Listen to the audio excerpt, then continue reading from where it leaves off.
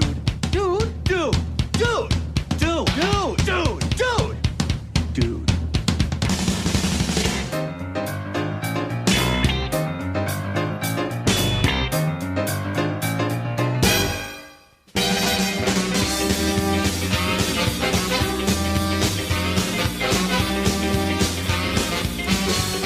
You know, Jim, it's always fun to start off a Saturday morning listening to a little Cherry Papa Days. Hi, guys. Welcome to the Dude What Movie Review Podcast. Dude, what? I am one half of the hosting squad, Mr. Brian Sumner. Sitting across the table from me is a well-groomed, drinking coffee, Mr. Jim Miller. Say hi, Jim. Hi, Jim. The coffee's already taken effect. You came in, you're all like groggy. You're like, I haven't had my coffee I had yet. to laugh because you said well-groomed. I'm like, no, today's haircut day. But I literally was like, I'm going to throw some water on that. We're coming to you from the 2420 West Studios, and right now, beautiful Evansville, Indiana. Yeah. It feels nice, feels pleasant. I have a feeling the sun is going to have something else to say about that here in a couple hours, so that'll be fun. Yeah. I'm not looking forward to that. Yeah, it's going to get warm. Warm. That's a delicate way of putting it. I think surface of the sun is more accurate. Were you born on the sun? It's damn hot. It's going to be pretty bad. It's going to be really hot this weekend and this coming week, but we're not going to talk about that right now. Jim, how the hell are you, man? I, besides tired, I'm pretty good. Why are you tired, Jim? Just a long week. Stay up late doing coke again? Yeah. Just a long week? Yeah, I think just a long emotional week. But yeah, other than that, I'm good. Like, What does that mean? it's pretty loaded, isn't it? It is loaded. There's so much to that. Should we unpack it right now? Well, if you do you want to? No, not really. No. Just give me the bullet points. I'll just say this. So when the one thing, and I've talked about this with a few people now, the one thing that I can say that I miss about my old job. I don't know where this is going because I didn't think there was anything to miss about the old job. And I will say this is about the only thing, besides Okay. a few of the people, All right. is the fact that on days that I didn't want to have to think too much or interact or interact with people. Yes, you could just zone out. People always expect you to be busy when Right. you're in the line of work of FedEx, right? Right. The reality is that, yeah, most of the time you are, but you can make space at times. People right? don't realize that it's like bursts of production and then long stretches of nothing. Yeah, so if you depending on how you manage your day, some days you can Right. chit chat with customers, whatever, and move on. But some days you just don't even feel like talking to customers. Right. So you're just like, I'm just going to act like it's a really busy day. Right. Yeah. And it was beautiful. Now I mean, You don't have that option now.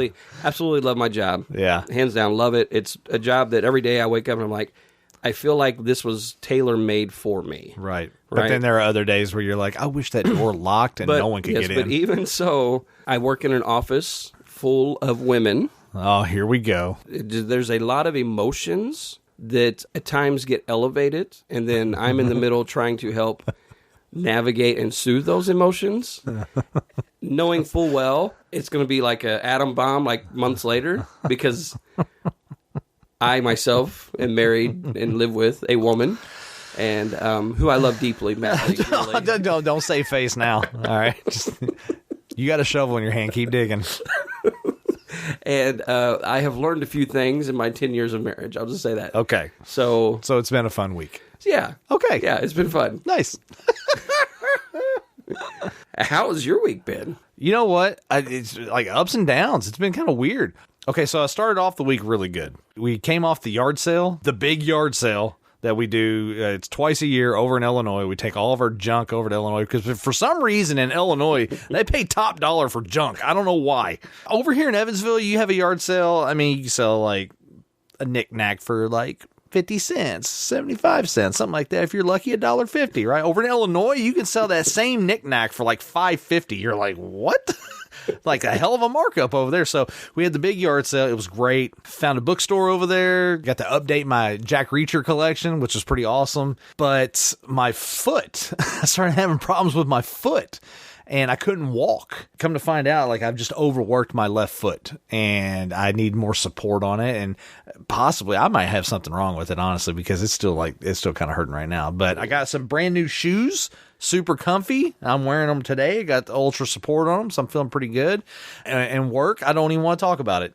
The place that you were talking about, that you were like fondly reminiscing about, just a few seconds ago. No, I don't have that same sentiment at all. I'm kind of a polar opposite on that at this juncture now. In all fairness. No, there's no fairness, all right? You were talking very lovingly about how much you loved it and how great it was and how much you missed it. When I was still employed there, they didn't have a video camera watching your every move. I don't want to talk about it, Jim. So I'm just saying. I'm just saying. All right, we're going to move on because Jim's losing his mind right now. Drink that coffee. Come on.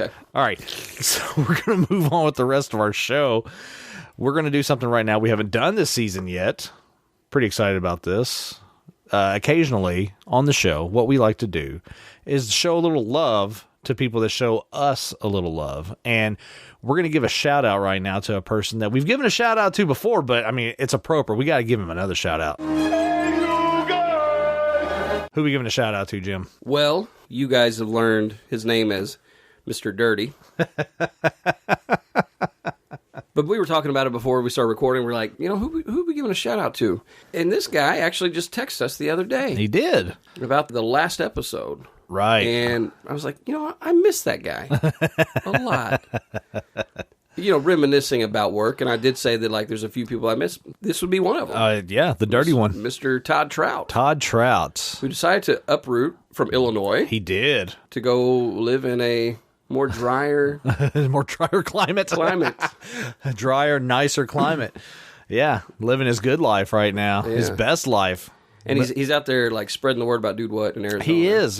Todd? He better be spreading the word out there. Come on, Todd. I believe he's out in Arizona right now. Yeah. And I tell you what, we got a Dude What listener all the way in Arizona. That's pretty cool. And to know that he's still listening. Yeah. He fired in. He texted both of us, and he's like, man, if it was going to be this, I was going to be pissed. It's like, calm down, Todd. Calm down. It's going to be okay. Todd was always one that, like, he'd listen to it before he'd even get to work, usually. I know. It would drop, like, early morning, and he'd already have it done, and he'd be ready to talk about it, man. Yeah, as soon as it come in, I'd be like, hey, did you listen to it? He's like, well, of course I listened to it. What do you mean? Yeah, man, Todd Trout. Todd's been a super fan since the very beginning. I would say he's probably the original super fan, if I'm being honest, because he listened in, tuned in from day one. From the very beginning, has stayed all the way through, even in the times where I thought maybe there was like a drop off or whatever. It's like, nope, he was still listening because we just hadn't heard from him. Yeah. He's a busy man, that Todd Trout, that dirty one over there. And, I actually worked beside him. Right. I can't tell you often, man. And maybe it's just Todd. He has an openness about him where he'll listen to, it seems like he's listening to anybody and everybody. And he allows that space. Right. But there are many times just talking behind the scenes stuff about Dude What. And he just would listen. Sometimes he'd chime in with his ideas and stuff. He's like, man, that's going to be cool. Yeah. So he's just been there. Like, he's kind of like part of the show all the time. Right. In essence, yeah, I would say so. I mean, I remember early on, I would make jokes in the building. I'd be like, hey, we need to get you on the show. He goes, I don't need to be on the show. I just want to sit in there and watch. I'm like, what? Yeah. He's like, I just want to see how the magic happens. I'm like, okay. I had to get you Maybe in. he's the silent produder. He could be the silent producer. I like it. I like it a lot. Start giving you some credits there on IMDb. There you go. I love it. We kind of talk about who's listening to the show, who's checking in. Does anybody care? Todd Trout has always cared from day one. Absolutely. He's always been that super fan, that constant force there within the fan base, and it's just been nice. And so we want to thank Todd for just being an all-around cool dude and being a super fan of the show. It means a lot to us, for sure. The OG super fan of the show. OG super fan. He is the one. He is the chosen one. All right. So, we got the shout-out out of the way. Let's move on to the next part of our show, Jim. We are a movie review podcast. It's what we do. We review movies that I've never seen, that I should have already seen, because we give you guys a new way to look at some of your old favorites. That's what we do here on the show. But we like to talk about more recent stuff that we've watched, maybe here in the past couple weeks or something like that, leading up to the show. So, we're going to do a little movie talk. Are you not entertained? Is this not why you are here? I just want to watch my movie. I still love that clip so much. So much. We're definitely going to have to do a dude director's cut of Gladiator, I think, Oh, man. at some point. We definitely got to get that in the archive for sure. Yes, absolutely. That'd be a lot of fun. Jim, I have a very important question to ask you. It's a serious question. I hope that you can answer it truthfully Okay. because the fans deserve it. Okay. You seen any good movies lately? I have. Yeah? Yeah. All right, what you got? I've got a couple, actually. There was one I saw recently. I believe it was on Amazon Prime. I think it's free on Prime. Called The Protege. The Protege. Who's in that? So that has friend of the show, Michael Keaton. Maggie Q. Yes. Samuel L. Jackson. I was curious about that movie because like Samuel L. Jackson's like her mentor. Yes. And like I think he gets killed or something happens to him and it's like her wanting to figure out what the hell's going on. Yeah, so she's basically this assassin, John Wick badass, right? Yeah, and let's just go ahead and say it right now. Yeah, she's definitely that. She, more or less is rescued by Samuel L. Jackson, who Okay. also is an assassin type person. Okay. Trained her up in the way. Gotcha. Then later on, Michael Keaton is introduced. He also has kind of that background. However, he works for one that is suspected to have murdered Maggie Q's like family, all of that. Oh, okay. Literally, the opening is that like Samuel L. Jackson finds her kind of Okay. hidden. You can tell that he trained her up to be a killing machine. Gotcha. So I think I've always liked Michael Keaton, but the older Michael Keaton is even better, I think. Michael Keaton is one of those guys who's always been great. Yes. And he just keeps getting better. He's one of those that, like, I think I remember him from my childhood with, like, Beetlejuice and Batman and stuff Yeah. like that. But then, like, now that he's been popping up again more, Right. and he's, like, popping up in random places, right? Yeah. And I'm just like, man, he's just he's good. He's just good. He's just solid. really good. He's one of the most solid actors in Hollywood for sure. Yeah. So, but having him, Samuel L. Jackson, Maggie Q, and man, it was one of those. I knew it was going to be just a fun, Right. for me, like a fun action flick to watch. But Yeah. definitely got some John Wick vibes. That kind of grit, that kind of neon noir. I think we've talked about before. Yeah, we have talked about it. Yeah. Kind of had that vibe a little bit. It was good, man. I'll just leave it at that because I don't want to give away too much. But I definitely want to check it out Yeah, it's because worth watching. It's definitely worth checking out. I remember when it came out, I thought, man, that looks really good. Yeah, and there's this whole cat and mouse kind of vibe between her dig it. and Michael Keaton, and it's good. Nice. Most people are good. Some people are bad. But you're the rare gift. So get in and get out. So, Brian, Yes, sir. have you seen any good movies lately? I have seen some good movies. Yeah? My wife would say otherwise, Okay. but I feel like I've seen some good movies lately. Okay. I'm going to start with one that she and I both disagreed on. She has different taste in films. Usually we can find that common ground in the middle, but this one she did not care for. And I think it has a lot to do with the fact there was a bunch of people talking with accents. It's really hard for her a lot of times to watch films with people with accents. Okay. I watched a movie called The Gentleman. Okay. Guy Ritchie film. It's got Hugh Grant, Matthew McConaughey, Charlie Hunnam. Yeah. Yeah. Colin Farrell's in it. It's kind of a loaded cast, man. Henry Golding's in it. I mean, it's a big cast. Now, give me the premise of it. What's the... All right, so the premise of it is Matthew McConaughey, it's really the story of him. You get this kind of backstory about how he, in his teenage years, he started off selling weed to like friends of his, like his rich friends, because he knew they had money. Right. And so that was his clientele, was his rich friends. Okay. All this is set in London. He builds an empire. So Matthew McConaughey ends up becoming like this big marijuana That's right. kingpin Yes, in London. That's right. And then, like, the other guys are trying to take him down or something. It's not necessarily that everyone's trying to get a hold of it. It's just they find out that he's thinking about getting out of the business. Okay. And he has a person in mind that he wants to sell the business to. But then all these other people start come sniffing around because okay. they look at it as weakness. Yeah. And so that's where the story kind of starts right there. Is all this back and forth and intricate storytelling. The way they kind of tell the story, it's pretty interesting. It's like a movie pitch.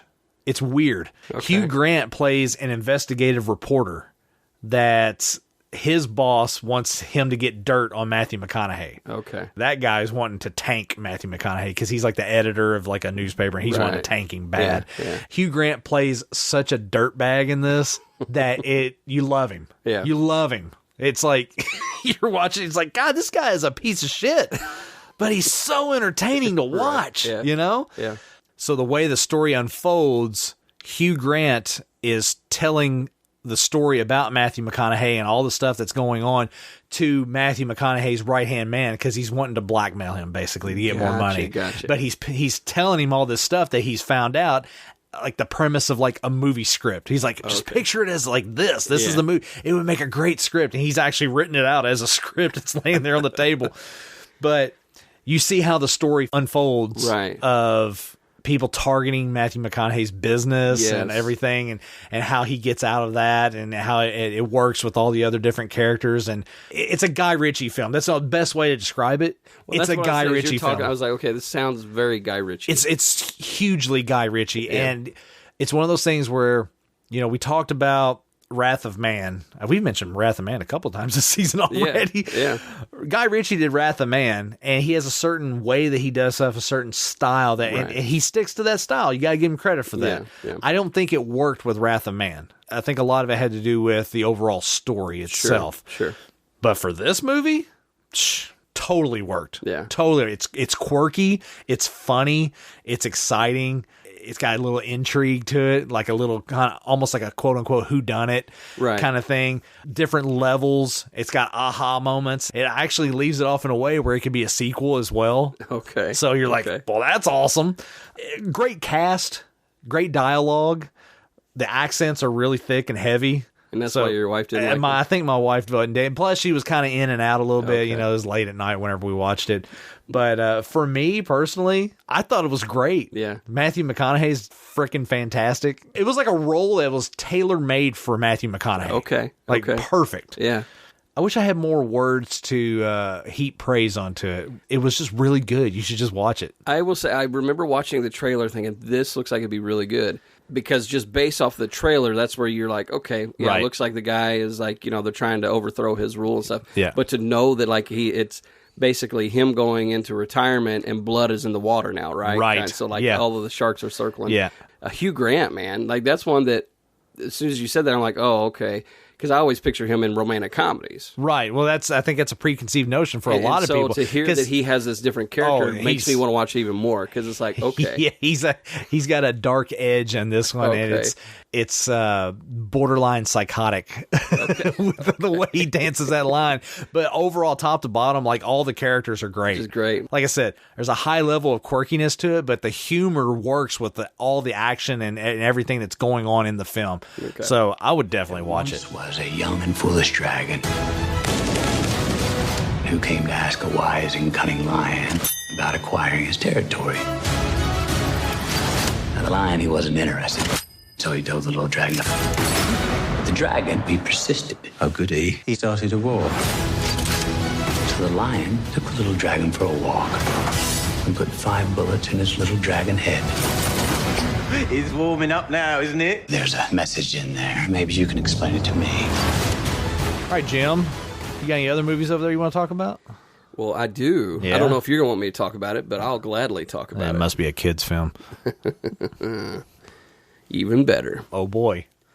So this is a documentary. You've been on the documentary I've been on a kick. documentary kick. What is wrong with you? Look, you have like stages. You were on Westerns there for a long time, and now you're on documentaries. Yeah. I don't know, man. I still have a few more on my list, a few more documentaries. But here we go. This one, I'll just say it. The title is called Eye of the Beholder, The Art of Dungeons and Dragons. My God, where did we go wrong? The dude is crazy.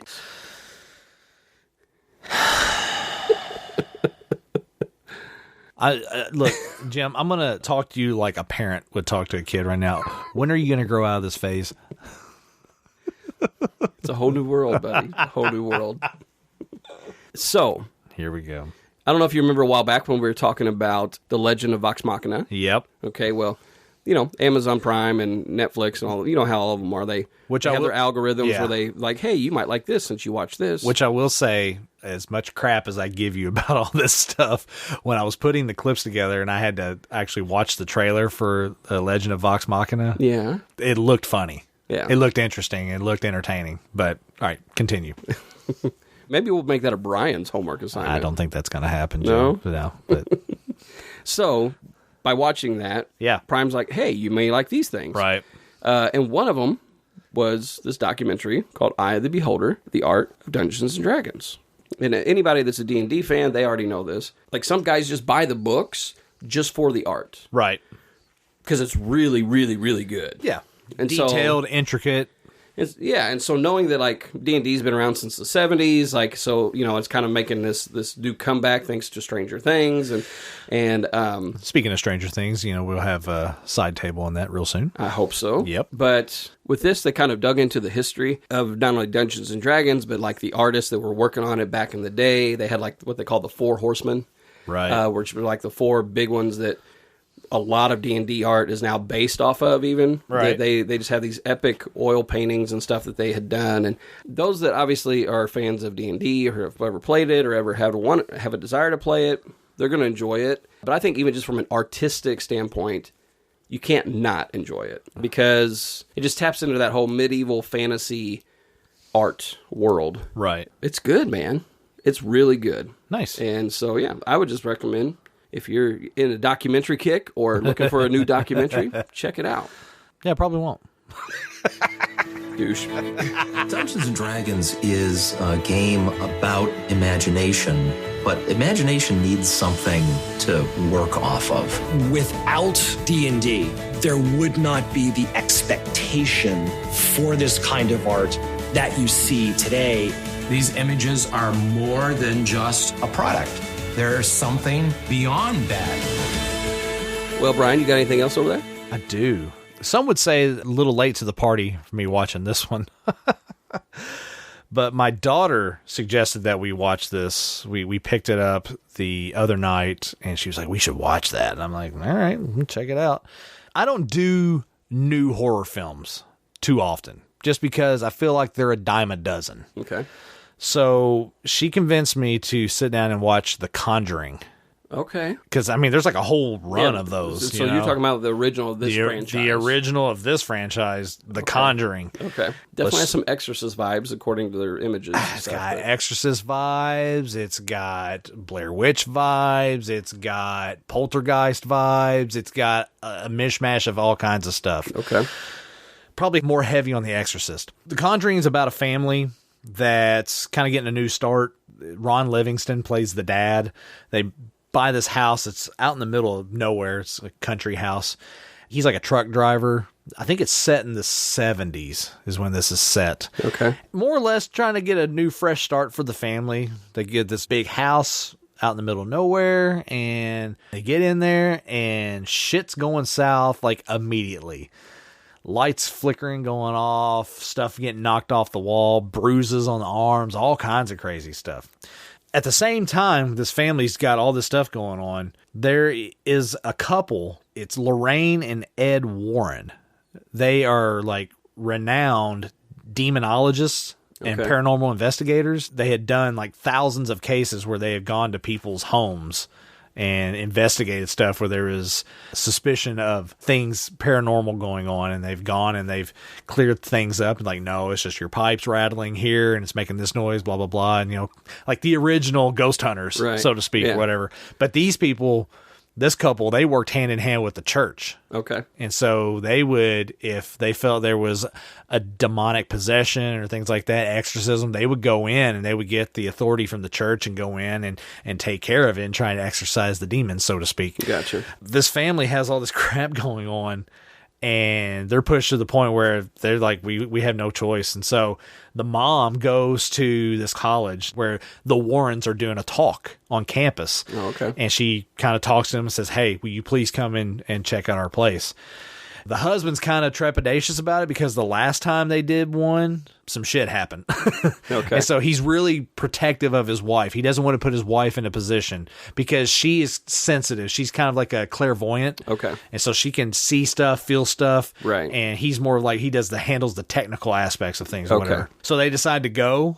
And when they get there, they realize, oh shit, there's a lot going on here. There's a lot of crazy energy. We need to help this family. That's basically the story. And so it unfolds where they are there in the house helping the family, and you get this back history. They're investigating. It's just like, it's really like Ghost Hunters. They investigate the property. They're finding out all kinds of crazy stuff that had happened.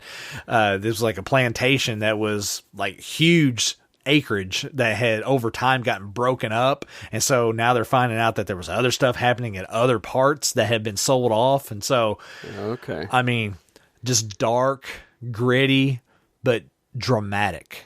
That was the key to it. Like, super dramatic. The writing on it was really good. The dialogue was really good. The interaction, everything, everybody was believable. Yeah. And the effects that they did to the only way I can really describe it is like, you watch a horror film now, it's like jump scares. That's all it is. It's all about the jump scare, right? Yeah. Well, you had elements of that in this, but not. It's kind of hard to explain. Like, they walked that fine line where instead of just doing jump scares all the time and actually giving you a good story that had scary elements. You know what I mean? Okay.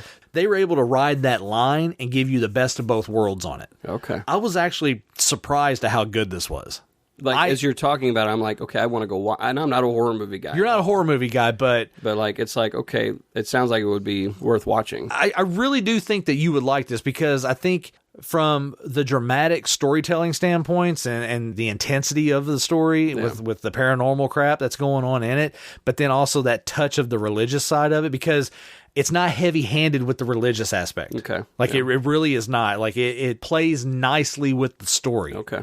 And in fact, I mean, if you think about it, when you watch it, there's actually trepidations from the church about getting involved. Yeah. You know, it's not like ministers in big white robes riding in, we'll save the day kind of thing. No, it's like, they're like, I don't know if we should do this, you know? And so you get that element of the storytelling that goes with it. Okay. So it's like, wow.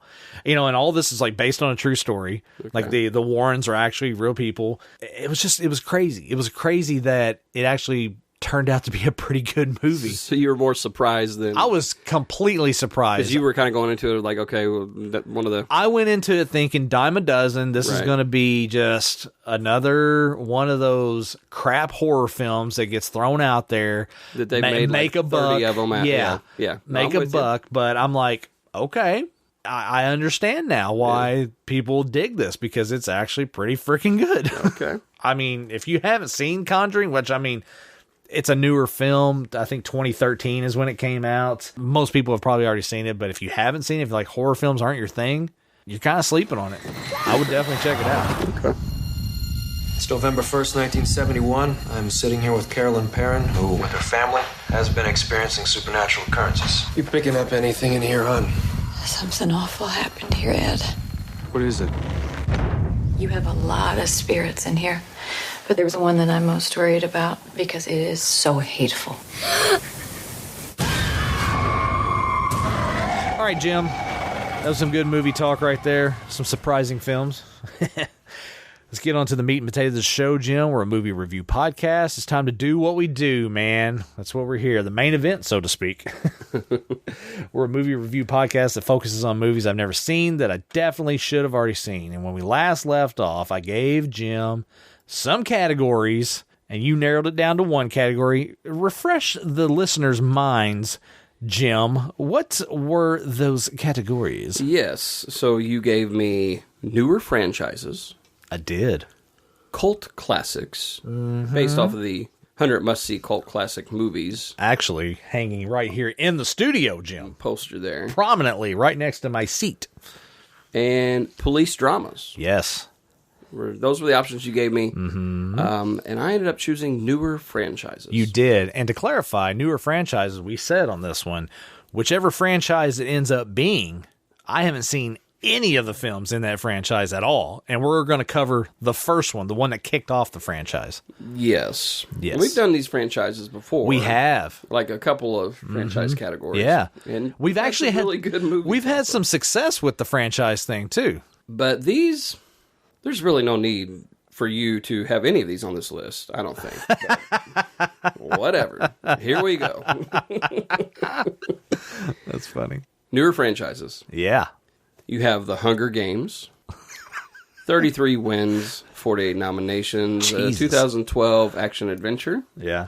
Starring J. Law or Jennifer Lawrence. Kentucky native Jennifer Lawrence. Yeah. Josh Hutcherson. Directed by Gary Ross. The next one is 50 Shades of Grey. 9 wins, 29 nominations. It has it listed on IMDb as drama romance. 2015. Yeah. It's got Dakota Johnson. Jamie Dornan. Directed by Sam Taylor Johnson. And then the last one on the list is Twilight. 32 wins, 16 nominations. 2008 drama fantasy, starring Kristen Stewart, Robert Pattinson, and directed by Catherine Hardwicke. Brian. Yeah. What's in the box? Oh, what's in the box? Ugh. Here you go, sir. The box. Oh, gosh. Are you excited? I don't know how I feel. I don't. It's kind of... No, are you freaking kidding me? Gosh. No, are you serious? Yeah. Okay, whatever. Whatever. You're stupid. You're stupid. This is dumb. Why do we do this? Anyway, okay. The Hunger Games? Yeah. Golly. Okay. Whatever. I don't even... You're like, whatever. I was actually thinking it was probably going to be like 50 Shades of Grey. I was like, okay, well, that's understandable. Or even Twilight. I'm like, I could understand those two. The Hunger Games? The Hunger Games. Out of all of them, that's the one I was like, that's surely... If any of them appealed to any of your sensibilities and your movie taste... You would thought it would have been this one. Yeah. So, I really thought it would be Twilight. But The Hunger Games? The Hunger Games, yeah. Really? Yeah. Wow. Not one, man. Not one of the movies. So you haven't seen any of them? None of them. Have you read the books? Have you heard about the books? Never read the books. I mean, I know there are books, but yeah, I know very little about the story. Golly, very little. Man. I mean, think back to when we, at the beginning of this season, when we did the side table discussion on The Condemned. Yes. Where you had talked about that, where it seemed like Hunger Games just totally ripped off The Condemned, basically. Yeah. And so you had no clue what I was talking about then. I got an idea. Yeah. Just when you were talking about it. I mean, just this idea about people hunting each other and it being televised for entertainment for the world kind of thing. Yeah, I mean... Okay. Yeah. Well, as soon as we were talking about it, I was like, you've never seen The Hunger Games. And then I remembered us talking about The Condemned. And I was like, well, spoiler alert, I've already given away some of what The Hunger Games is about. But if you can't tell by the name, right, The Hunger Games. I just thought it was like an eating competition. It's... I thought it was like the backstory of Joey Chestnut. Yeah. His journey to winning the mutton sandwich eating contest at the barbecue festival in Owensboro. I thought it was just another documentary. I mean, you're on a documentary kick. I thought I was trying to make you happy, but apparently not. Nope. It's called... No, it was something completely different. Oh, gosh. All right. Well, I guess let's go watch the movie, man. All right. So that's what we're going to do right now. We're going to go watch The Hunger Games because I haven't seen The Hunger Games or any of the movies that are in that franchise at all. You're so dumb. Jim is beside himself right now. This is where we invite you guys to hit pause on the podcast, go get your copy of Hunger Games and watch it for the 15th time because you've already seen it. Get caught up, refresh yourself, take some notes, come back with us on the back half and we'll chit-chat about it, see how I feel about it, compare notes. We're going to have spoilers. We're going to talk about the story. We're going to talk about the cast. We're going to talk about everything. Jim's going to beat me up while we're watching the film because I'm an idiot. And it's going to be a lot of fun. So we will see you guys on the back half. Welcome, welcome, welcome. Happy Hunger Games. And may the odds be ever in your favor. I think it's our tradition. It comes out of a particularly painful part of our history. Yes. But it's been the way we've been able to heal. You know what my mother said? She said District 12 might finally have a winner. But she wasn't talking about me. She was talking about you. Is this real? Yeah, better be. Cost me a squirrel. Happy Hunger Games. And may the odds be ever in your favor. An 11. She earned it. She shot an arrow at your head. Well, as an apple. Near your head. Yeah. Our mentor, you're supposed to tell us how to get sponsors and give us advice. Oh, okay. Embrace the probability of your imminent death. And know in your heart that there's nothing I can do to save you. Why do we have a winner? Hope. It is the only thing stronger than fear. A little hope is effective. A lot of hope is dangerous. First, it was a reminder of the rebellion. It was a price the districts had to pay. But I think it has grown from that. I think it's something that knits us all together. Want to see what I got you today? It's a Mockingjay pen to protect you. And as long as you have it, nothing bad will happen to you. I promise. So you like an underdog? Everyone likes an underdog. I don't. There are lots of underdogs. And I think if you could see them, you would not root for them either. I volunteer! I volunteer! I volunteer as tribute. I believe we have a volunteer. I'm not happy with you Why? Because I didn't die? because you showed them up. Well, I'm sorry it didn't go the way they planned. You know, I'm not very happy with them either. Katniss, this is serious. Welcome. Welcome. Tributes, we welcome you. We salute your courage and your sacrifice. And we wish you happy Hunger Games, and may the odds be ever in your favor.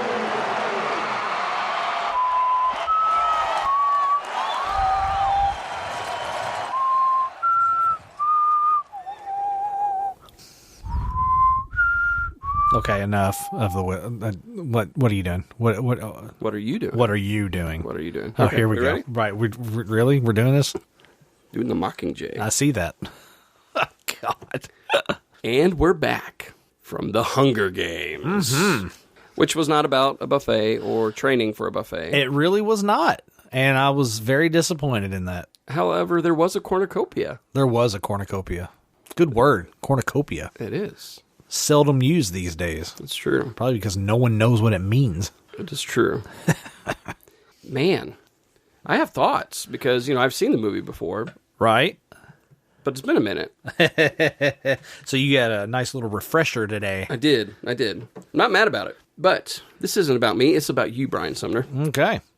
And about your thoughts and your opinions. Mm-hmm. So I don't have a ton of fun facts, mainly because I did get kind of wrapped up in the movie. And, okay. You know, so I wrote a few things down. Cool. As we travel along this journey. Yes. On the back half. I noticed that you had taken some notes early on. I did. And then you kind of stopped. I did. What do you got? What are your notes? I have a mishmash of notes. Okay. The very first note that I wrote, though, I thought it was a really good quote. I'm going to paraphrase it, but more or less it was Liam Hemsworth? Is that who that was? Liam Hemsworth? Yep. His character made some comment, something to the effect Root of... for your favorites, you cry when they get killed. It's sick. Yeah. If no one watches, then they don't have a game. It's as simple as that. I've often thought about that myself. I mean, you look at our society these days, there's so much... Look, we're going to get into all of it, okay? But there's so much commentary in this film with regard to what's happening now. Sure. I doubt we'll be able to uncover all of it, but to the extent of no one watches, then there's no game kind of concept, I've often thought about that myself with something as simple as like the NBA, you know? People get up in arms about how much we pay NBA players. It's like, well, you pay them. Yeah. You can't complain about how much they make with these inflated salaries when you are literally the one paying them. Right. If you don't want them to make that, then stop watching it. Yeah.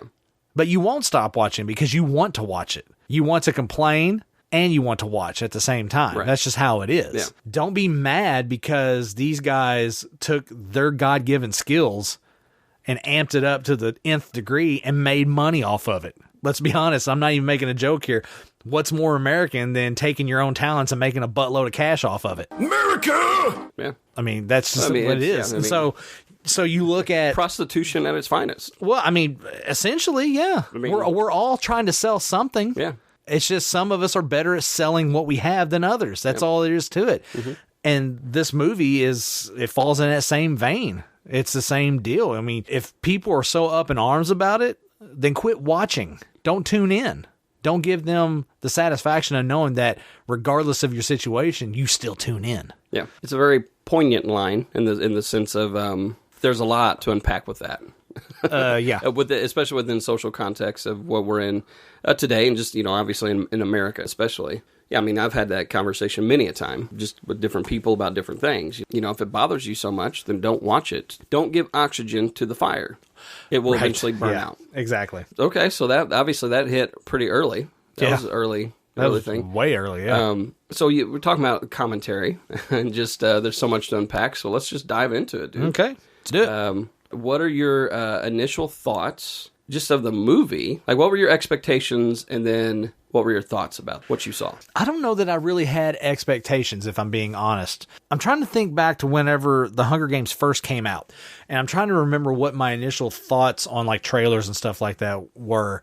I think I had known that it was based off some books, and maybe I'm wrong on this, but I kind of feel like maybe those books were geared towards a younger audience. So I think at the time I didn't really give it much credence. I didn't really think about it at all. I think I kind of maybe dismissed it just because of that fact. Sure. With regard to overall thoughts just about the film in general, if I had expectations, they were probably shattered because I just felt like I spent the majority of the time being lost in the movie. I mean, I did take a few notes here and there, but they were mainly observational stuff. It wasn't like nitpick stuff. Yeah. It was literally just me lost in the film. Yeah. I usually can tell if a story is good, because we've been doing this long enough now. If a story is good enough on the screen for you, because typically that's what will happen. You don't take very many notes. Right. Because I saw myself getting engrossed in the film again, and then realizing, like, you were completely engrossed as well. So I'm bouncing around here a few different places, but that's fine. We talked a little bit on the front end about a movie that we just did a side table for Austin 316 Day. Yeah. The Condemned, baby. Condemned. Go ahead and compare. Well, you said it best.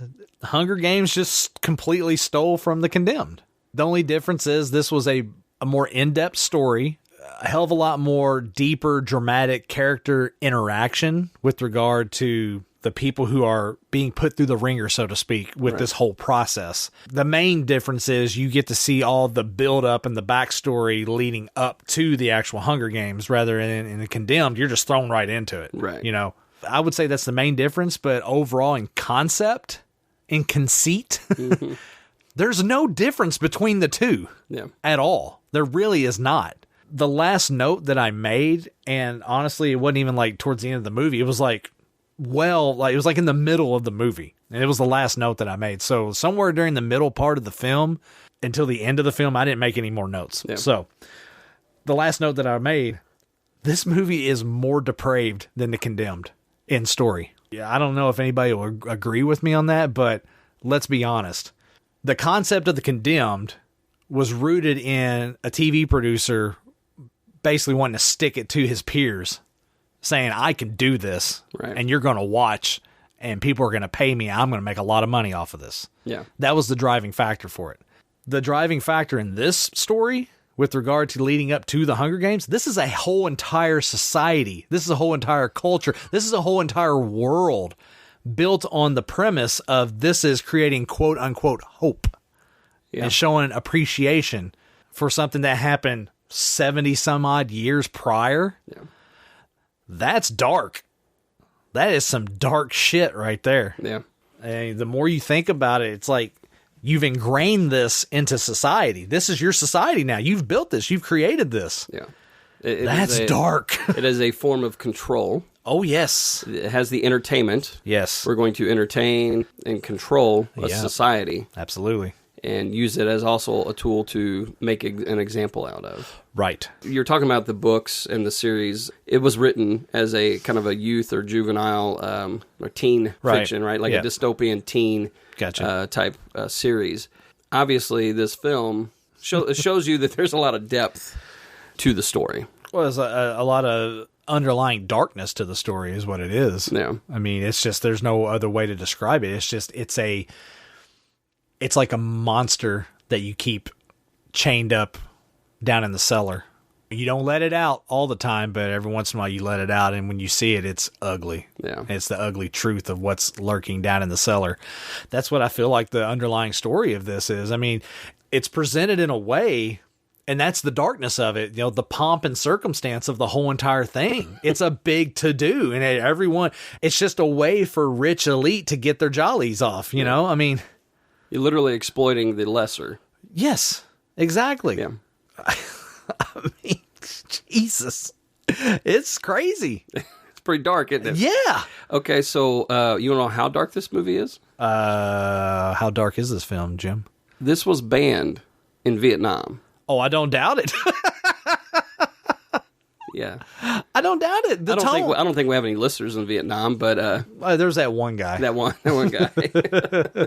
But you think about it, there's a lot of third world countries and things that, especially those that they have exploited youth. They've used kids, child soldiers. Oh yeah. Right? Oh yeah. Vietnam was very much one of those. Right. We touched on that, I believe, whenever we did the Dude Director's Cut of Good Morning Vietnam. Yes. Talking about that, just looking at how young some of the soldiers were, quote unquote soldiers. Yeah, and so it was very much part of that culture, right? As well as being a communist country. Of course. They really didn't like the idea of youth rising up to the government. I can't imagine why they have trouble with that, Jim. Yeah. I found that interesting. But as we're talking about that darkness, I don't know, man. To me, I have a lot of thoughts about this film. And after watching it again, that's why I think I'm kind of jumping around everywhere here at this moment. But we've talked about it in the past. Films are not just always for entertainment. Right. There's usually underlying things to the story. There's a message. There is a message. Yeah. This is an action adventure, dystopian, fantasy, sci-fi, romance. It's got a little of everything in it. Yeah. Back-to-back episodes of films with a little bit of everything. So, with all that being said, what's this movie about? It's about control. Again, it's just another way of telling a story about control. Ruling by fear, more or less. Keeping people in check for your own gain. Because that's what it is. I mean, it's rich elite feeding off the lesser, feeding off the poor, creating this society that's built on the backs of fear and the broken down, and entertaining themselves off of that fear. That's all it is. And doing it all under the guise of creating a hope and creating a complacency and a thankfulness for the quote-unquote gifts that are given to you. It's ridiculous. It's ridiculous because you see these people literally in their ivory towers, and then look at the people of District 12 who have nothing and have lost everything. It's no different than arguments we have today. Yeah. You talk about the top 1%, making that top 1% off the backs of the lesser. Yeah. It's a sad commentary for where we're at as a society now. Yeah. Well, and you take that to another level when we talk about the top 1%. I mean, obviously, we're in the U.S., okay? Yeah. And, we talk a lot about the top 1% as far as being in leadership, power, authority, things like that. Right. But then when you pull back from a global scale, you and I sit in that top 1%, which is insane to think about. Most Americans, compared to the rest of the world, when it comes to a point of wealth, are at that 1%. So looking at the districts and thinking about the ones that are closest to that realm of power, they're still very much, they're part of that cog. Yeah. Right? Yeah. To the point to where some of them were trained with the intent to just go in and represent. But they're not given an advantage, Jim. Right. Yeah, no advantage. As Elizabeth Banks said. Yeah, no advantage. No advantage whatsoever. Yeah, they have to stay in the same building you do. Well, and you don't get the penthouse. But they do get dessert. But it is interesting, though. It does give you an insight, and it's kind of a commentary in itself about the perseverance of the human spirit with regard to those who are privileged and do get the advantages, whether or not they say it's not an advantage. It still wasn't enough for them. Right. It didn't help them. Their advantages did nothing for them because of who they were as people. Right. So that in itself is another commentary. Well, and then even at the end where you see the one that was raised in privilege, he should have won. Was expected to, I'm sure. Yeah. And even he had that realization at the end, that he's just as much a slave as everyone else. Absolutely. The layers of commentary. Yeah. Yeah. About society as a whole, about control, about power, about the opiate of entertainment, right? Yeah. There's a lot. Yeah. Which doesn't surprise me, honestly, considering, we did do The Condemned, and it's the same thing on that. There was a lot of social commentary on that once you dig into the film and look at the underlying layers, there's more to it than just an action film. Yeah. And I even commented on it. That's what was so frustrating about it, is people not giving the film enough chance because they just look at it as an action film with a wrestler in it. But look beyond that. Yeah. What's the story? Where's the dynamics in the storytelling? It's pretty dark. And then you look at this, and it's the same damn story, just more stylized, a better script, and a better cast and better production, but it's the same commentary. It's the same exact thing. We're talking about the same thing. Yeah. Yeah. I'm just, it's just funny to me. Yeah. It's just funny because, we talked about the Rotten Tomato score for The Condemned, how low it was. And I'm sure when we get to the Brian Takes on the World segment here later, I'm sure they'll score favorably for this one. But in my eyes, there's no difference between the films. Right. Whatsoever. Yeah. Because we've talked about, and I know we keep talking about The Condemned a lot, and we'll link to that in our show notes. It's a fair comparison, though. Yeah. But like you were just saying a little bit ago, The Hunger Games, even in the midst of all of its big production and everything else, like it was a phenomenon, basically. Sold a crap ton of books, after the fact even. Put Jennifer Lawrence in the spotlight. Rightfully so. And honestly, just a little fun fact about that. Apparently she was really trepidatious about taking this role. Really? Because she liked having her privacy. Like, she'd been in a lot of indie films and stuff, but like, she was afraid because of how big the production was that she would lose her privacy. Right. It would put her into this status that she didn't want to be in. I kind of feel like, though, you got to understand that you're going to take that gamble whenever you decide to be an actor anyway. Right. For me, I think it made it more believable, like her character. But I don't know, what were your thoughts on Katniss and Jennifer Lawrence's portrayal of that? The character, Katniss, it's a strong character. Very strong. Not just a strong female character, but just a strong character in general. The unwavering desire to keep pushing forward, taking care of the family, being that strong voice, being that strong presence when all the shit around you is coming crashing down.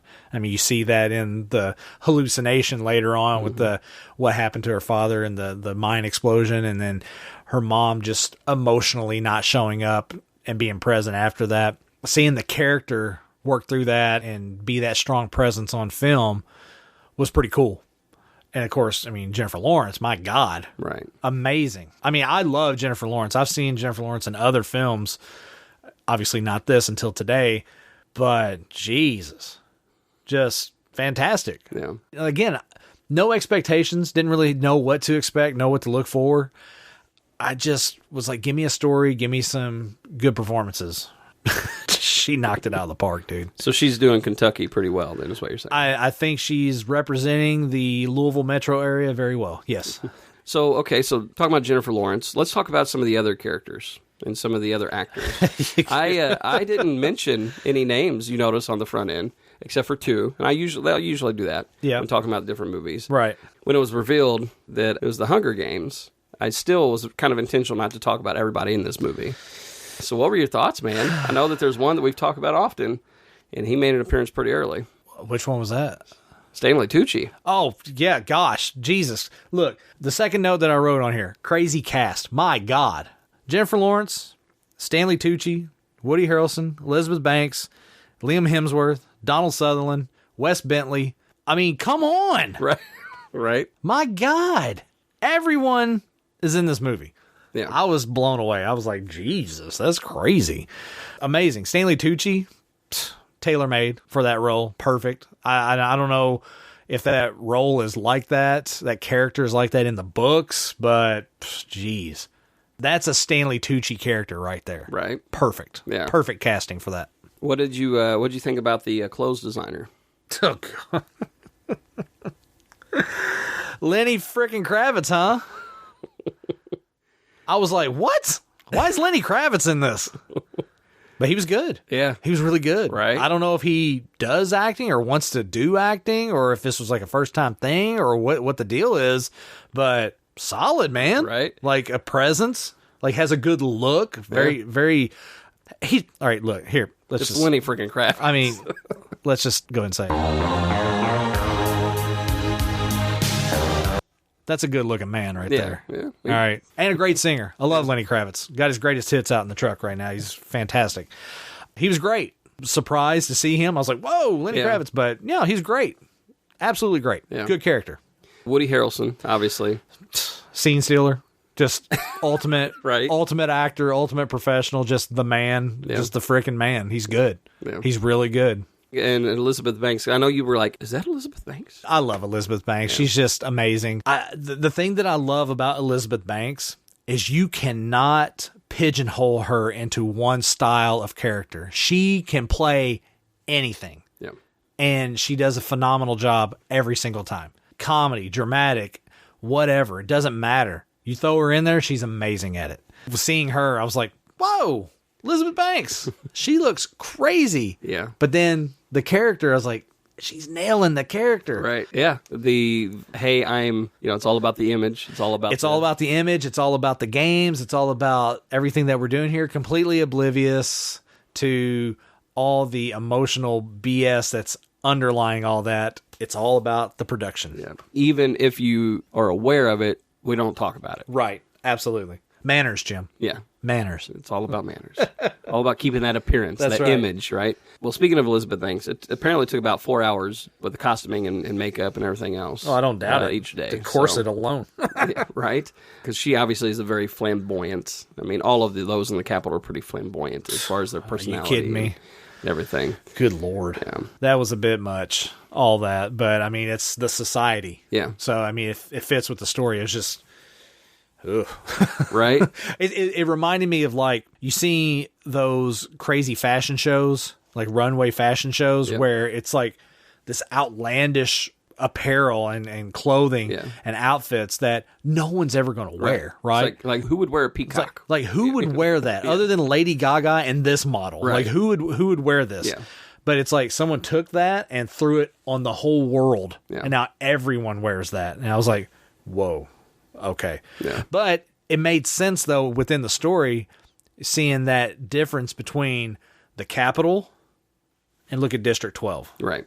Again, it goes back to there with every layer of the story, it's very obvious the message is being communicated. Oh, And yeah. just from the visual standpoint. Well, it's obvious, but I don't feel like it was heavy-handed in delivery, though. Well, and that's what I was going to say. There are points where you can go, okay, well, that's obvious. I see that. Yeah. But then there are layers to that. Oh, yeah. It's very much almost like an onion, you know? We're always talking about onions on this show. It's weird. You mentioned another character, another actor, Donald Sutherland. Oh, man. The great Donald Sutherland. Just a subtle douchebag in this. Just so ominous, dark, evil guy. You can tell, but he didn't have to do anything overly sinister to make you feel that. Yeah. He just had to be basically short and to the point. That's all he had to do. Yeah. With what his own message and his own plan is. Through his body language and just that shortness, the darkness comes out. You see it. It's like, it's there. And plus, I just think it's just him. Yeah. Like, he has that ability to convey that. Yeah. Well, because he looks like this approachable older guy, right? Like Right. a approachable grandpa almost. Yeah. But then he carries with him, just his screen presence. A alone. certain level he has of this, evil depravity within that presence that he can convey, he can turn on. It's crazy to see an actor with that ability who can also be the other way. Right. He can also be not necessarily lovable, but just a good, pure heart. because I've seen that in other films. Yeah. A film, for example, Forsaken, with his own son, Kiefer Sutherland. Yeah. They both acted together. Obviously father son. He plays a priest, and he carries that good-hearted nobility of a priest during Western times, and it's like polar opposite from the character in this. So he's just a damn talented actor. Yeah. There's a lot of really good actors in this movie. Well, Donald Sutherland, I guess when they knew that they were going to be making a movie, he wrote a couple-page letter, like it was multiple pages, I guess. He wrote a letter asking to play this role. He wanted to play this role. Yeah. Well, that's pretty cool. Yeah. He had read all the books. He felt like he would do it justice. Well, he wanted to do it. Another character that the actor seems like he is tailor-made for the role. Yeah. I mean, he fits. He fits perfectly. So there's a couple other little things I just wanted to drop in for you, just to think about. So the name of the capital city is Panem, which means bread. Oh, okay. Sounds a little like, okay, that's kind of silly.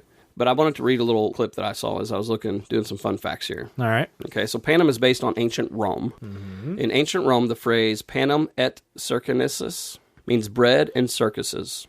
Okay. Referred to the government's tactic of distracting citizens from bigger problems by bribing them with food and entertainment. One of Rome's most popular entertainments was its gladiatorial combat, which took place in arenas like the Colosseum and would involve fights to the death for the entertainment of other Romans, just like in the Hunger Games. Right. This also means that the name Panem is bread, which is a little bit less impressive when you translate it. So pulling from that element, as well as some of the Greek mythology, this idea of basically sending younger people to fight or to appease a minotaur, I think is what it was. Yeah. I was reading. And use that as a means to mask the bigger issues that are at hand. Yeah. Yeah, it makes sense. So and then I also love the way that they included bread in the story. You see Liam Hemsworth have the role or whatever, and he shares it with Jennifer Lawrence. And then Pete, where he's feeding the hogs or whatever, I guess, with the old bread, and instead of throwing it all in with the hogs, he throws the one out into the rain for Jennifer Lawrence to come and get, because he sees her over there by the tree. Yeah. So yeah, very interesting. And that's deep. It is. And there's something that they didn't really flesh out much in this film.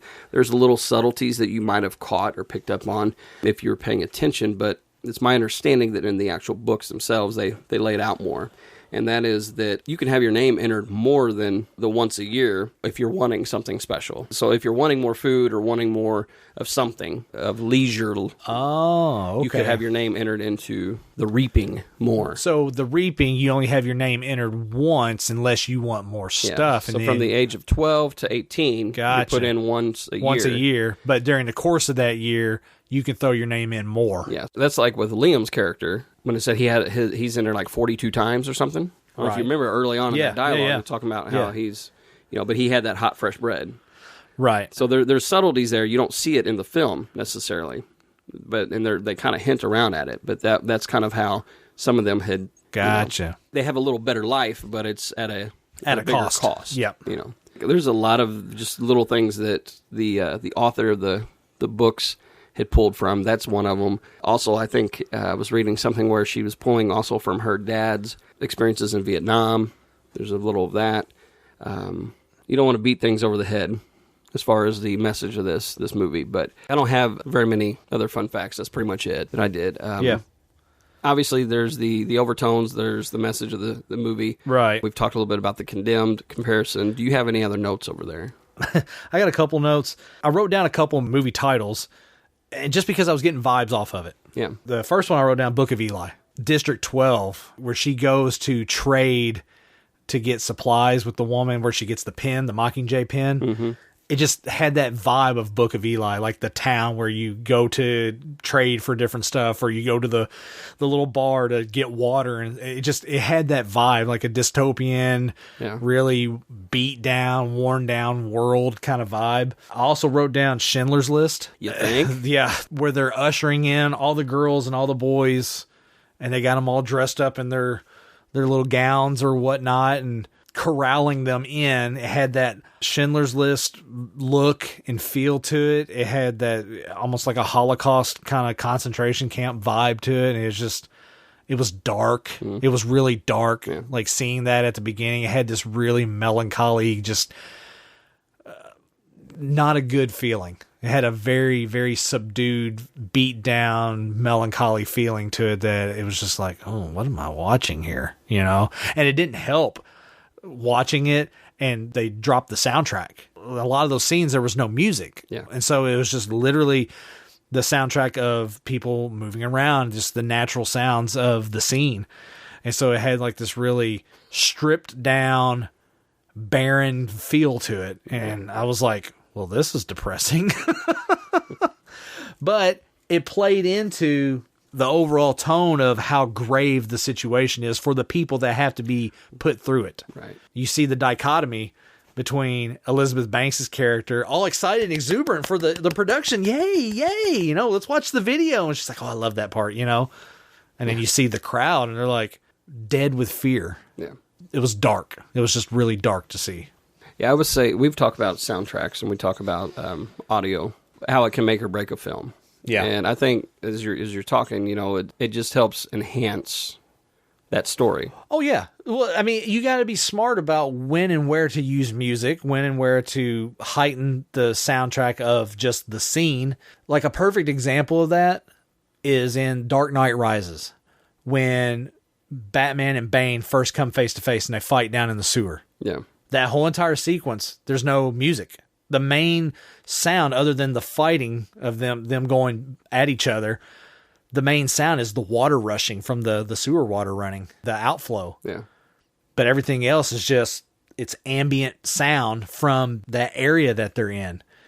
It adds a level of eeriness to the scene whenever you're seeing those two fight each other. Same thing with this one. You drop the soundtrack in certain areas and you focus on what's happening within the scene. It adds a different layer to what you're watching. Yeah. It creates more feeling because you feel like you're a part of that scene. You're like, you're in the scene. Yeah. You're not a part of a movie scene. You're in that scene. Right. And then you add the color, because you were talking about how you were getting some Book of Eli vibes and stuff as well. Right. You add the color grading, right? Yes. So you have the color, you have the sound, like, so you see all of that coming into... It all works together to create this weird, sad vibe. What do you think about just the building of tension? Because there was a lot of moments. I mean, this is a very dramatic film. Right. And talking about the audio, talking about the color grading, talking about all of that. Just the technical aspect of the film. Oh, it all worked hand in hand. Really, really well. All of it. Because you see, like we're talking about, the lack of music, the color grading, just the dramatic aspects of District 12. Yeah. And then you see the pomp and circumstance of the Capitol. This transition from District 12 to the Capitol, and how it's big and there's music and there's bright colors, and it just shows you that on this side of the world everybody has everything. Yeah. On this side of the world no one has anything. The way it worked together and the way it blended and that transition from one to the other, it was pretty spectacular to watch. Yeah. Because I mean, they get that first introduction with the train car. Yes. And it literally has all of like everything they could want. And while it has everything that they could possibly want, this was the brilliance of it. They get on the train from what they know. Now they're on this train and they're like, whoa, what is all this? You know, and you see everything they could possibly want. But even then, it's not to the magnitude of the Capitol. Right. Like, it's pretty big. It's a big deal. Yeah. Compared to where they just came out of. But wait till you see the Capitol. Right. You think this is something? Wait till you see that. My God. Yeah.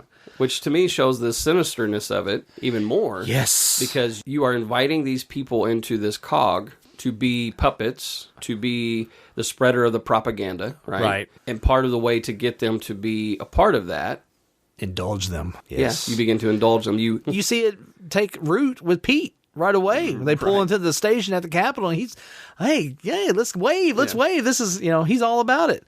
And then Woody Harrelson has that great line. Better keep this knife. He knows what he's doing.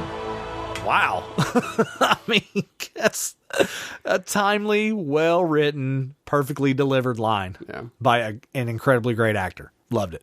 So what do you think about the dialogue? I mean, obviously, this is based on a book. So great dialogue. Yeah. It's really good. You want your dialogue in something like this to be believable with regard to the character that is delivering the dialogue. Every single character, perfect. Like, you believed everything. if I had to choose a character that wasn't my favorite, probably Pete. There's something a little off about him. And maybe it's just the actor. Maybe it's the fact that he teamed up with those jackasses. Right. Messing with my girl J-Law. Come on now. I know, right? Yeah, he's an interesting character. I will say that there's more that unfolds, obviously, in the movies to come. Well, no, they didn't do sequels after this, did they? Yeah, they did. The franchise thing. So there's a scene that kind of hit me in the feels a little differently than I think it did the first time I saw it. Okay. I just wanted to get your take on it, and that's with Rue. Yeah. It was sad. It probably didn't hit me like it hit you, but it was sad, and because in that short amount of time she developed this bond that reminded her of her sister. So there's that. But I really enjoyed that scene for the cinematography of it. They did a fantastic job of representing what she sees in her final moments. Yeah. And it was sad, but it was also beautiful at the same time. Yeah. They did a really good job with that.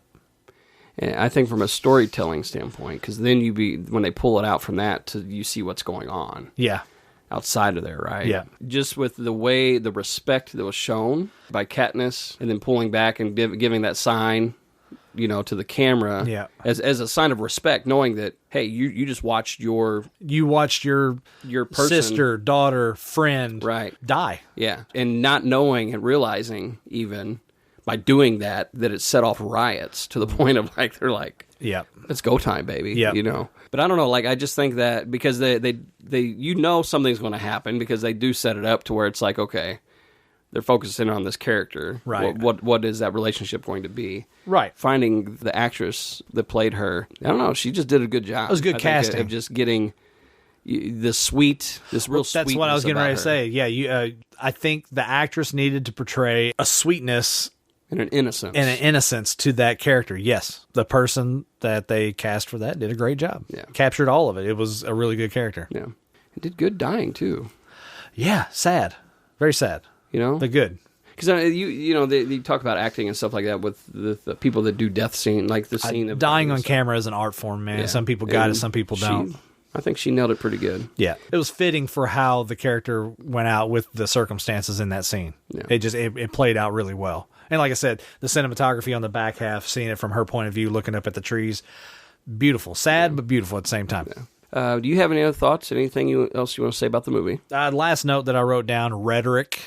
And what I mean by that is I don't even remember what the quote is, where they're always saying like best of luck to you. Oh, may the odds ever be in your favor. May the odds ever be whatever.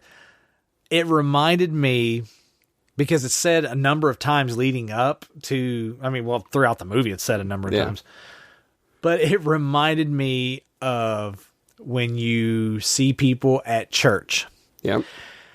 Who go to church all the time, quote unquote, religiously, and they have their protocols, their Lord's Prayer, and all this stuff. And when they say it, there's no level of emotion. They're just saying it to say it because it's become so ingrained in what they do as part of their schedule and as part of their life.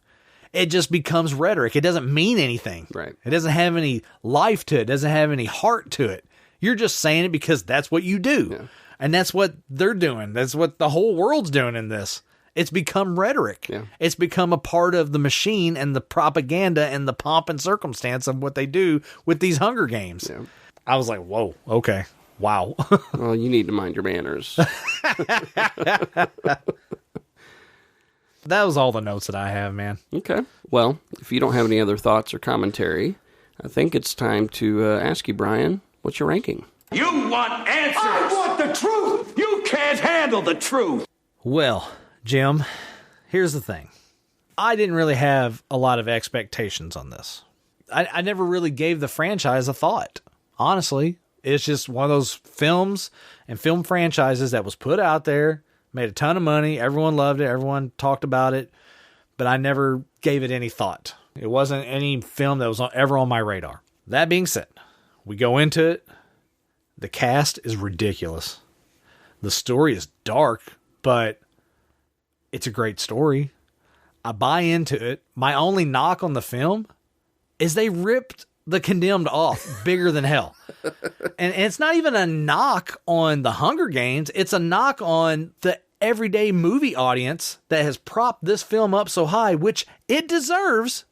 But then you kick The Condemned down in the dirt in the same thought. Right. And it's like, that's not fair, man. Yeah. It's just not fair. Yeah. And that's why I say it's the only knock that I have. And it's not even a knock. It's just, it's more of a commentary or it's more of a commentary and an observation on the fact that the way people judge certain films and then compare films, and it blows me away where people are at with their mindset. Because this film is beloved and very, very, very, very, very worldwide popular. And The Condemned got a 30-something% on Rotten Tomatoes.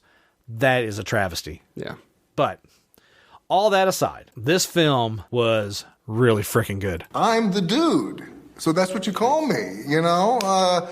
This is a 5 on our scale. Very, very good. There's really nothing to fault the film, actually. Well written from beginning to end. Great story concept, obviously. Great cast, great soundtrack. Great in execution, great in character interaction. Just top notch from top to bottom. All your checklist items got the big check. Some of them got a double check. They're so good. Jennifer Lawrence was amazing in this. Very, very good. I don't really know what else to say, man. This is a really freaking good movie. I would have to agree with you. But, Brian, there is a world out there that has opinions as well. Yeah. You ready to take on the world? Jim, I'm ready to step into the arena and take on the world. Brian takes on the world. What you just said is one of the most insanely idiotic things I have ever heard. May God have mercy on your soul. You're all gonna die! IMDb, easy for me to say. What a douche. 2 thumbs up. Slimer gave 2 thumbs up. Playing with Slimer over here while we're doing that. Obviously, we're going into this Brian Takes on the World segment, and no movie suggestions. It's a 5. Just check out Hunger Games, but we're going to see how the world feels about it. Warning. For those of you depraved, sick individuals listening out there that enjoy when Brian has a total meltdown, you'll be very happy with this segment today. For those of you with virgin ears, for the love of God, remove yourself, any children, the elderly, and any church-going regulars out of earshot that may feel the hot, burning wave of this foul-mouthed anger blast. You've been warned. Maybe they have a different idea, Jim. Maybe. I don't know. We shall see. We shall. It is not in the 1001 movies you must see before you die. Is it because it's too recent? I don't know, because they do it by year. That's suspect.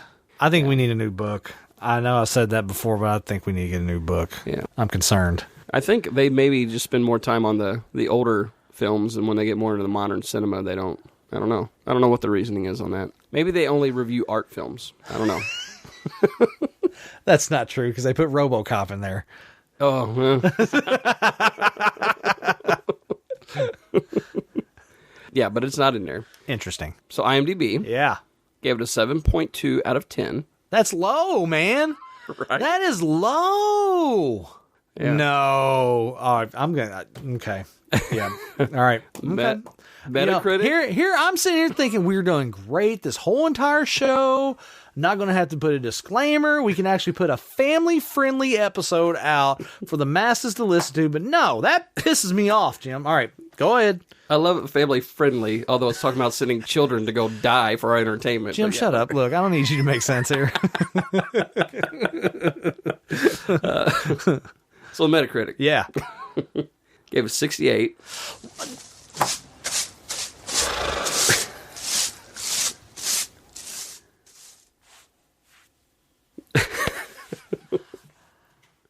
He's speechless. I'm too flabbergasted to even be pissed. 68%? The fuck were they watching? 68%. You've got to be fucking kidding me. I'm not. But the weird thing is that Rotten Tomatoes. Oh, God. So the tomato meter gave it 84%. What the? Which is still What low. the fuck? What the fuck? What the fuck? Why is it not in the 90s? Why is this not a 96, 97%? I don't understand. What the fuck? Here's the mind-boggling part about Rotten Tomatoes, though. The audience score gave it an 81%.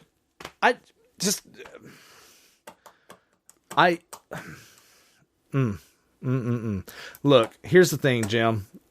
I am thoroughly convinced at this point right now that there's a large number of people out there in the world that are heavily medicated and don't know what the fuck they're talking about. And they have internet access when they should not be. This is ridiculous. What is going on here? Yeah. This is a great fucking movie. Yeah. Oh, I know what it is. I figured it out. I figured it out, Jim. They don't like the commentary? It's the Condemned audience coming back for revenge. In all seriousness? It probably is the commentary. I think that's it.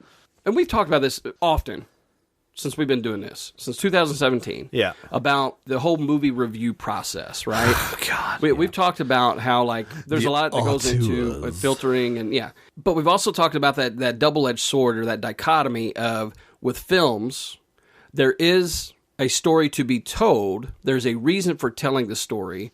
There is a creative element, but I think the audience, they want to be entertained, which is, it was fucking entertaining. It was entertaining, but they obviously didn't like the commentary it had to make about it. That's the way I'm reading it. No, and you're probably right, and this is my message to them. Shut the fuck up and get out of the fucking way of yourself. Yeah. People more than likely will react certain ways because they get too wrapped up emotionally in their own bullshit. And rather than taking a step back and taking things for what they are. This is a goddamn entertaining movie. Yeah. Whatever. Let's see what Eber had to say, or did he die before this fucking came out? Oh, you're going straight to hell for that one. Well, it's funny you say that, only because that thought hit me as well when I was doing this. I was like, I need to make sure it was Ebert that wrote this, not a robot or something. I'm just going to read. He was still alive. He actually, I think, died in 2013. Okay. This came out in 2012. He gave it 3 stars. Okay.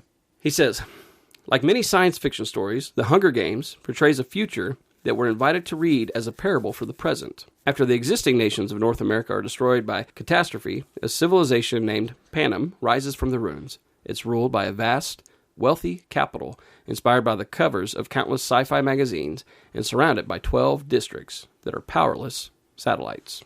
He goes in, does the breakdown of his film, and the way he ends it. One thing I missed, however, was more self-awareness on the part of the tributes, as their names are being drawn from a fishbowl at the reaping. The reactions of the chosen seem rather subdued, considering the odds are 23-1 they'll end up dead. Katniss volunteers to take the place of her 12-year-old kid sister, Prim, but no one explicitly discusses the fairness of deadly combat between girl children and 18-year-old men. Apparently, the jaded TV audiences of Panem have developed an appetite for barbarity. Nor do Katniss and Peeta reveal much thoughtfulness about their own peculiar position. The Hunger Games, in quotes, is an effective entertainment, and Jennifer Lawrence is strong and convincing in the central role. But the film leapfrogs obvious questions in its path and avoids the opportunities sci-fi provides for social criticism. Compare its world with the dystopias in Gattaca or The Truman Show. Director Gary Ross and his writers, including the series author Susan Collins, obviously think their audience wants to see lots of hunting and survival scenes and has no interest in people talking about how a cruel class system is using them. Well, maybe they're right, but I found the movie too long and deliberate as it negotiated the outskirts of its moral issues. You're 74 fucking years into the Hunger Games. Those discussions happened in the first decade. No one, I repeat, no one that's thrown into the Hunger Games, into the arena, is going to stop and think, maybe we should talk about why we're in this. Those discussions happened years prior. Yeah. You're well beyond that. You're in the middle of the machine now. Yeah. You are a part of it. You are a part of the game. You are a part of their entertainment. And it's kill or be killed. Yeah. You don't have time for discussions like that. Yeah. What the fuck was he thinking writing that? Well, and the reality is that the way they even set the film up in the beginning, they've accepted the fact that this is just our fate. Yes, that's what it is. It's acceptance of this is it. But there is no hope. You're or future. seeing the result of Yes. years upon years upon years of conditioning by the elite for these people. That's why they react the way they react. Right. That's why there is no discussion. It's kill or be killed. Yeah. The fuck is he talking about? I don't know. That's why I read that. I was like, okay. Okay. I don't think you watched the movie, bro. It was a little long for me. I'm sorry I interrupted your nap time. Jesus fuck. My God. Yeah. Yes. But, hey, he did give it 3 stars, so. But yeah, three stars, but with another backhanded fucking review. It's ridiculous. His review is indicative of a 2, maybe 2.5 if he's feeling generous. Classic Ebert. It's classic Two-Face Ebert. It's ridiculous. It's just look. Yes, hunting and survival. They have to survive. We are watching what the rest of the world in this world is watching. Yeah. There's no discussion. Yeah. The little bit of humanity that you get is when Katniss and Rue are together. Yeah. That's your level of humanity. And then to a degree, whenever Katniss meets up with Pete and takes care of him. Yeah. I still, to a degree, I'm still trying to process the sincerity and the genuineness of that whole interaction as a means to just get through. Right. You got to think at that point, Katniss is just playing the part to survive. I mean, literally a Survivor, right? The reality TV show Survivor. And who is to say Pete is not doing the same damn thing? Right. There are layers there that I think can be explored further on down the line. Yeah. This is probably the most surprising Brian takes on the world that I have experienced in a very long time. I'd say for this season especially. Yes. You've kind of hit on something that I didn't even think about. Like it's something that we've talked about with RoboCop, that we kind of saw that element in this film. And we probably should talk about it during the review time, but I didn't think about it then. But the element of storytelling where you were, like you said, we are watching it with the world. Right. They had, you know how RoboCop broke out and had these advertisements and Yes. the news thing that told the story. Yes. You kept getting that with Tucci's character, right? The commentary. It's given a commentary. We are watching along with the world within this film, this structure, the world that's within that. We are watching along with it. We are invited in to watch their TV show. And this is their programming. There's a whole nother level there, bro. I know. That's what I'm saying. Like, that's why I'm fucking just, I'm mind blown right now at the scores. It makes no sense. Yeah. Because what I watched was a creative, smart, well-executed film. Yeah. Is what I just watched. Yeah. I don't know what the fuck these people were watching. I sure as shit don't know what Ebert was watching. And for him to give it a 3, I would have much rather him give the shit review that he gave and then said 1.5. Yeah. You know, at least it'd been consistent. But no, it's a 3. Why is it a 3? Well, because it won a lot of awards. Okay. Really? Yeah. Fuck off. I did preface it by saying, like, it was not too long before he passed, I think, you know, like a year out.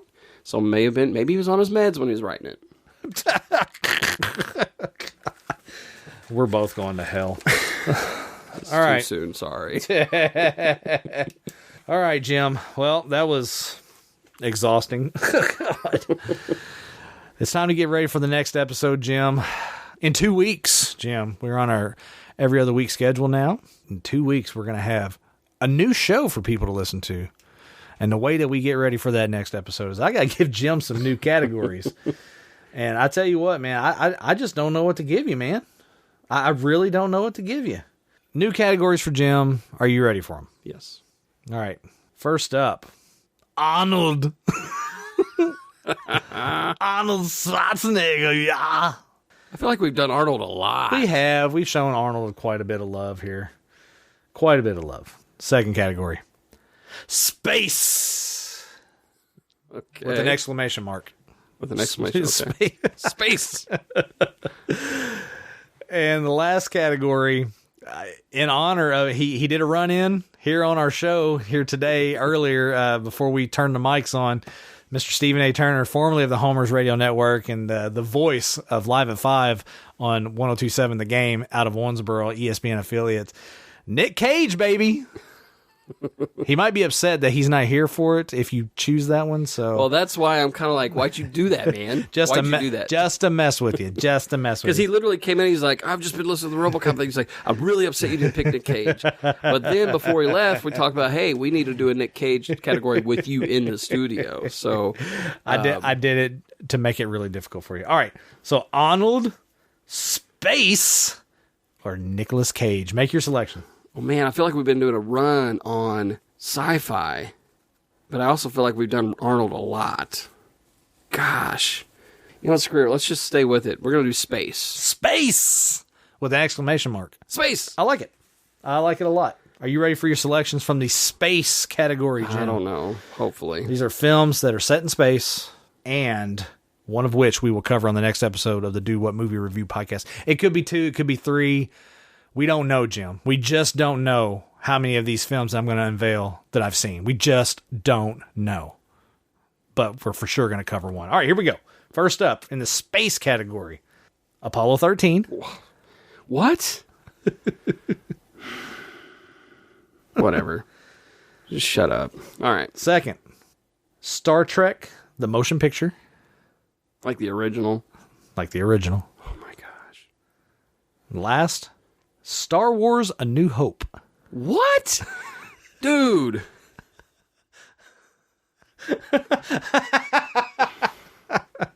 Whatever. Are you glad you chose space? You're so dumb. you're just a big stupid face. I hate this. I hate you all love of this. It. You absolutely love it. Oh, gosh. You absolutely love it. All right. Oh, my word. So all that's right. what we're going to do on the next episode of the Do What Movie Review podcast. I want to thank you guys for tuning in to this fun-filled episode. Sorry I raged out there at the end, but my God, the world does not know what they're talking about. Just ridiculous, man. You talk about me being dumb. The world's dumb. They are. My God. But, dude, Apollo 13, Star Trek, or Star Wars A New Hope? Yep. Okay. One of which we're going to cover on the next episode of the Dude What Movie Review podcast. As always, you can check out everything that is Dude What related at dudewhatpod.com. We got our archive over there, all kinds of old episodes on there. I mean, we talk about all kinds of stuff. I mean, we've covered so many movies, Jim. So many movies. I mean, we got a sampling in here on the shelf next to you of the films that we have covered over the course of doing this show for 5 years. And my God, it's a lot. It is a lot. It's a lot. Yep. And while you're over there, you can also check out our bios. It's good stuff. Learn about us, Jim. Learn about us. What makes us tick. Our favorite place to vacation. Our favorite recipes whenever we're on summer vacation. I don't think I have recipes on No, there. we don't have any of that on there. But you do get to see how the show came together and who we are as people and why we came to be Dude What. It's true. It's a fun story to read, actually. It'd make a really good... bedtime story. I think it would make a really good Lifetime movie, is what it would... Ooh. Yeah. It's a good idea. Or maybe a Hallmark Christmas movie. A Hallmark Christmas. Dude, what a Christmas story. I think it would be horrible. I don't think... never mind. Just ignore everything I said for the last 2 minutes. We'll call it What's in the Box because the presents, see? I hate that I like that. You can follow us on Facebook, Twitter, and Instagram, all the social media stuff. Just search for @DudeWhatPod or Dude What Podcast. Really easy. Give us some reviews while you're following us. Please. Dang it. 5-star reviews. We're just 2 guys looking for 5 stars, man. That's what we want. And also, you can check out show notes, Jim. You put all the show notes in these episodes. If you've heard something like a movie, a soundtrack, there's show notes for every single episode at the bottom of the page. And while you're doing that, you can also find a link to send us an email. Yep. HeyYouGuys@dudewhatpod.com. And there's also a link for the Cherry Poppin' Daddies. There's a couple links for Cherry Poppin' Daddies. Love Cherry Poppin' Daddies. I've got a couple links in there for them. You know, we're allowed to use their song, Dr. Bones, on the front end. We're thankful for that. We're grateful for that. There's some ways to support them down there. Obviously, support them by listening to them on Spotify because they can get kickbacks and stuff from that. But then there's a link there that you can go to their actual website and buy some of their swag and some of their merch and stuff. Buy their merch, man. Buy their music. Buy some shirts. And check them out. They're pretty awesome. The great guys and great music also. Also, it's pretty new for us. We're going to have some Amazon links that are going to be in the show notes as well. Yes. And that's going to be some fun stuff. And hopefully you can help support the show a little bit. Yeah, so we've been talking for a long time about, having a store, doing all this stuff, wanting to find ways that fans of the show can support us. Right.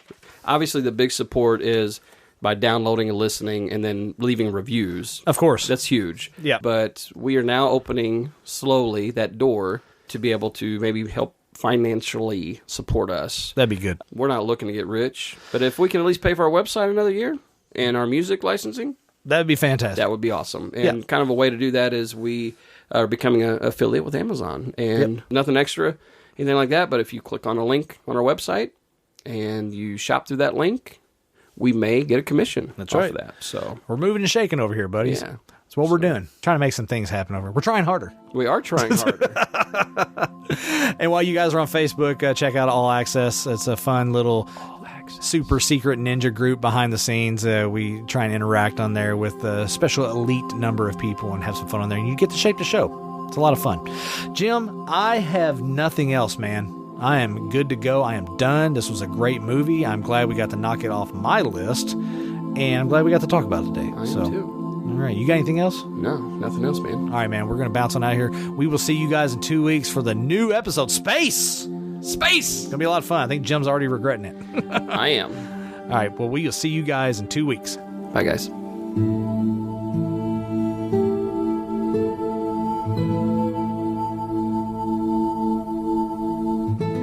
So she's doing Kentucky pretty well, then, is what you're saying. I think she's representing the Louisville metro area very well. Yes.